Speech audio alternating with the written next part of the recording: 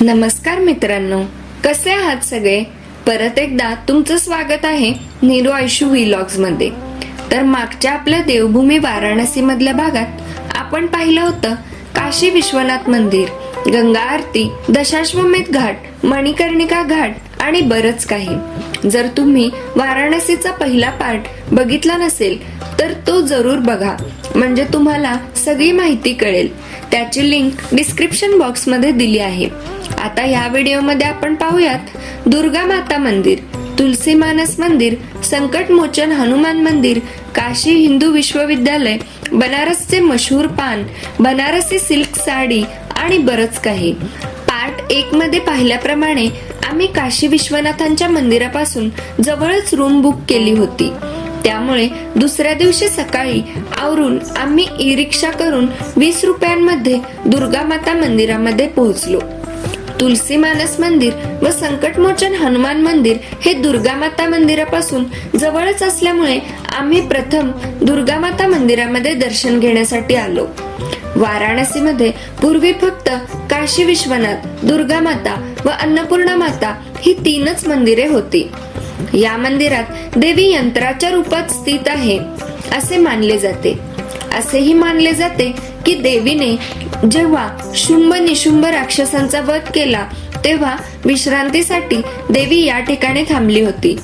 हे पूर्ण मंदिर लाल रंगाच्या पाषाणात अतिशय सुंदर व रेखीव पद्धतीने बांधले गेले आहे. दुर्गा माता मंदिरामध्येच बाबा भैरवनाथ, काली माता, सरस्वती व लक्ष्मी देवी यांचे देखील दर्शन होते. मंदिरात प्रवेश करताना मंदिराबाहेरील लॉकर मध्येच मोबाईल जमा करावा लागतो. मंदिराच्या जवळच दुर्गा कुंड सुद्धा आहे. दुर्गा माता मंदिर सकाळी 5 ते रात्री 11 वाजेपर्यंत दर्शनासाठी खुले असते.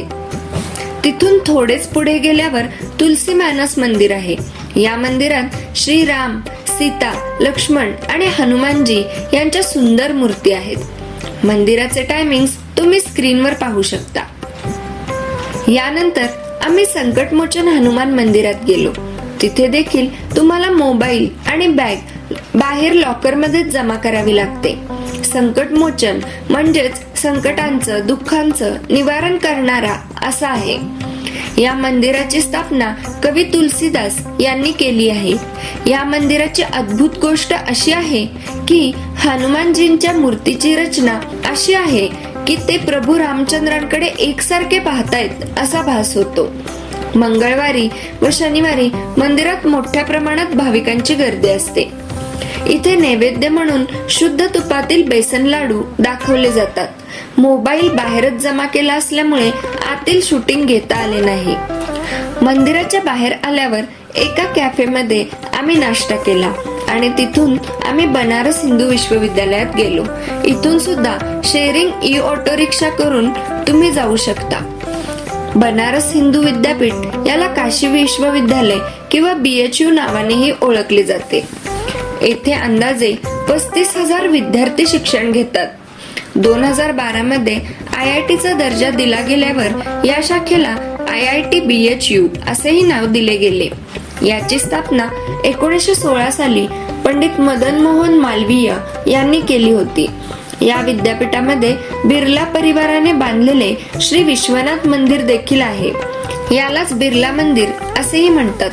हे मंदिर श्री काशी विश्वनाथ मंदिराची प्रतिकृती आहे असेच वाटते. 1931 साली या मंदिराच्या बांधकामाची सुरुवात झाली व 1966 साली हे मंदिर बांधून पूर्ण झाले. अत्यंत सुबक, कोरीव, संगमरवरी मंदिराला तुम्ही सुद्धा नक्की भेट द्या. या मंदिराची उंची जवळपास 77 मीटर आहे. त्यामुळे याचा भारतातील सर्वात उंच मंदिरांमध्ये समावेश होतो. यानंतर आम्ही दुपारी जेवण करून रूमवर आलो. साधारण 150 ते 200 रुपयांमध्ये इथे व्हेज थाळी मिळते. संध्याकाळी आम्ही केदार घाटावर गौरी केदारेश्वरांचे दर्शन घ्यायला गेलो. केदार घाटावर जाण्यासाठी तुम्ही गोदोलिया चौकात येऊन चालत सुद्धा जाऊ शकता. देवभूमी वाराणसी मधील हा अतिशय महत्वाचा घाट आहे. गौरी केदारेश्वर मंदिराची विशेष गोष्ट म्हणजे येथील शिवलिंग हे उत्तराखंड मधील केदारनाथ शिवलिंगासारखे आहे. काशीला आल्यावर तुम्ही सुद्धा या मंदिराचे दर्शन जरूर घ्या. केदार घाटावर जाताना वाटेतच बनारसचे मशहूर पान मिळते. तसे बऱ्याच ठिकाणी बनारसी पान मिळते, पण येथील पप्पू पान भांडार हे प्रसिद्ध आहे.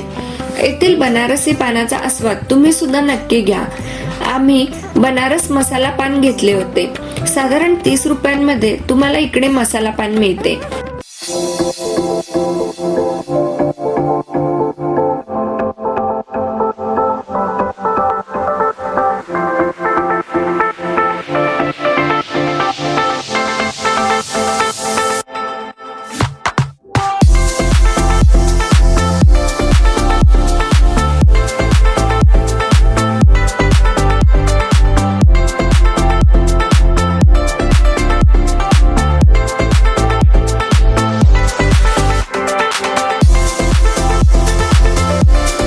त्यानंतर आम्ही गंगा नदीमध्ये बोटिंग करण्यासाठी दशाश्वमेध घाटावर गेलो.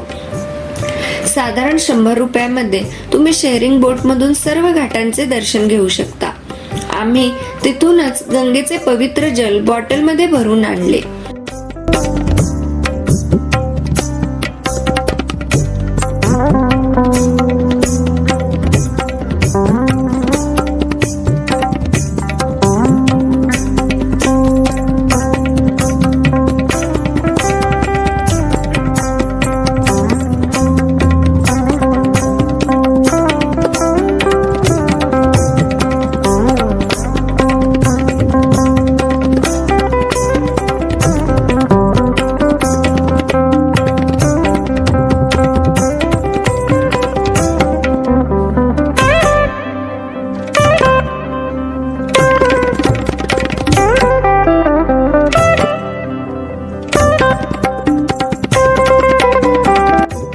गोदोलिया चौकामध्ये शॉपिंग करण्यासाठी अनेक दुकाने उपलब्ध आहेत.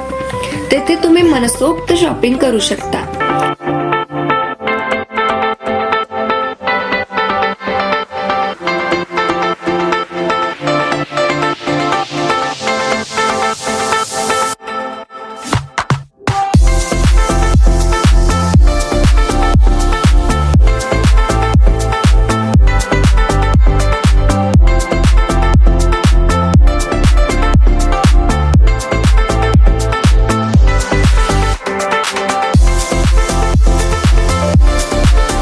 बनारस मधील आणखी एक प्रसिद्ध गोष्ट म्हणजे एकेकाळी बनारसी अर्थव्यवस्थेचा मुख्य भाग असलेली बनारसी सिल्क साडी. बनारसी सिल्कच्या भारदस्त व सुंदर साड्या लग्न समारंभामध्ये स्त्रिया आवर्जून परिधान करतात. साधारण 1000 रुपयांपासून लाखो रुपयांपर्यंत येथे साड्यांच्या व्हरायटीज उपलब्ध आहेत. इथे शॉपिंग करून आम्ही गोदोलिया चौकात जेवण करून रूमवर गेलो, कारण आम्हाला दुसऱ्या दिवशी प्रयागराजला जायचे होते. प्रयागराजला हिंदू धर्मामध्ये अनन्यसाधारण महत्व आहे. येथे 3 मुख्य नद्या गंगा, यमुना आणि सरस्वती यांचा संगम आहे. वाराणसी पासून 131 किलोमीटर अंतरावर प्रयागराज आहे. याच क्षेत्राचे पूर्वीचे नाव अलाहाबाद असे होते. तुम्ही देखील जर वाराणसीला येणार असाल तर प्रयागराजला नक्की भेट द्या. प्रयागराजला कसे जायचे, कुठे राहायचे, काय काय पाहायचे या सगळ्या गोष्टी आपण पुढच्या व्हिडिओमध्ये पाहूयात. तसेच तुम्हाला वाराणसीला भेट देण्यासाठी अजून काही शंका, प्रश्न असतील तर ते कमेंटमध्ये जरूर लिहा. आम्ही तुमच्या प्रश्नांचे उत्तर व शंकांचे निरसन करण्याचा नक्की प्रयत्न करू. हा व्हिडिओ कसा वाटला हे देखील कमेंटद्वारे जरूर कळवा.